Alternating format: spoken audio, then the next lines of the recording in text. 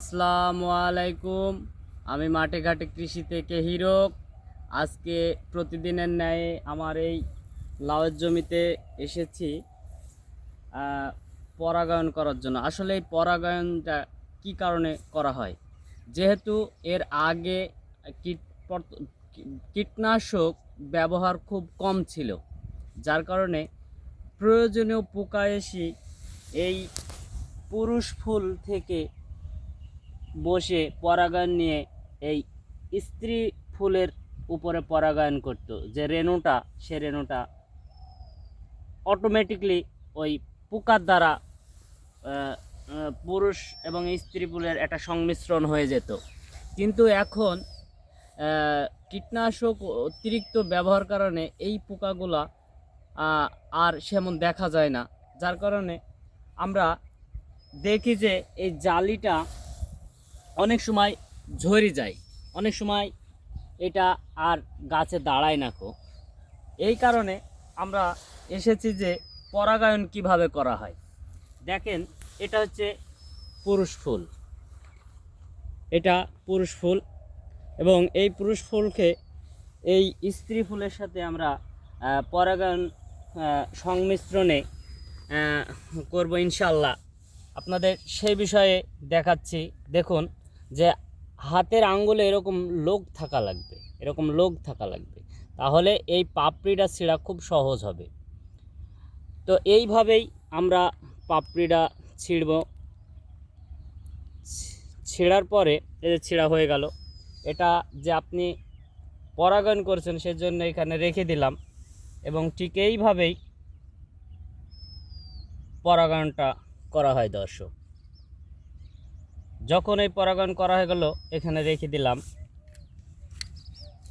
এবার আমাদের কাছে আছে এরকম প্যাকেট, যে প্যাকেটটা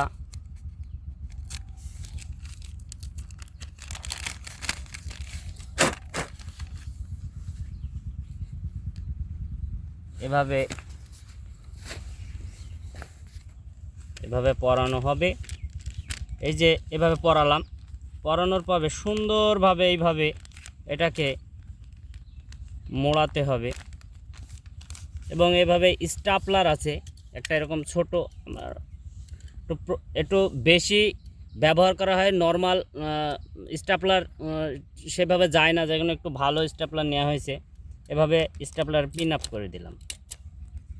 এবার যে এই লাল সুতা, তো এই লাল সুতা বেঁধে দিতে হবে।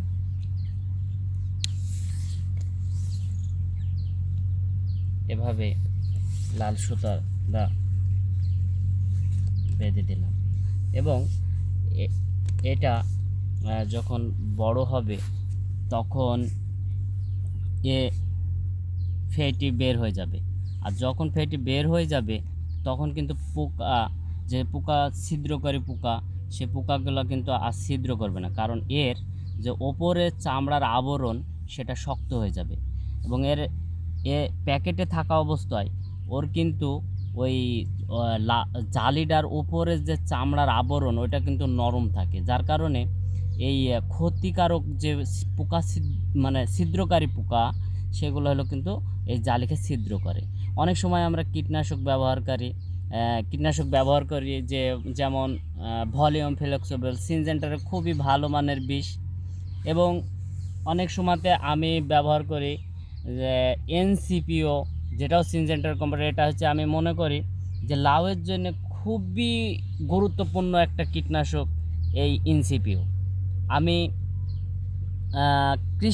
কৃষক ভাইদেরকে আমি বলবো যে আপনারা এই ধরনের বিষগুলো ব্যবহার করার জন্য।